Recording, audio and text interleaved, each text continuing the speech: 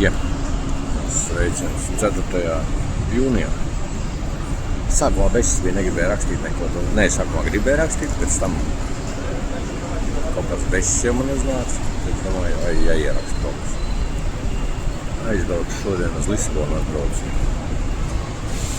Jo nebija priekš pludmales, kā saula apmācies. Bija silts, bija viegls vējš, bet es domāju, labi, ko saula nav, nebraukšu uz pludmalēm. Jāatbrauc uz Lisabonu. Bišķi pavazājos pa Lisabonu. Teit autenē sēžu, gaidu autobusu. Jābrauc mājām.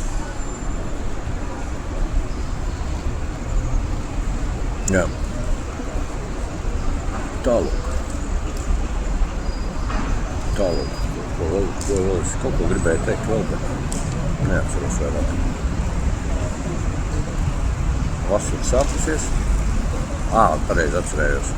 Šodien atkal noskrēju no rīta. Šodien jau noskrēju 2 kilometrus. To es attālumu zinu. Pēc tam arī tam bija braucis smērījis. 2 bija. No rīta kā pamodos aizgāju skriet. Tad gan bišķi iesvīta. Bišķi nācās iesvīst. Bet, kaut kā tā jāturpina laikam.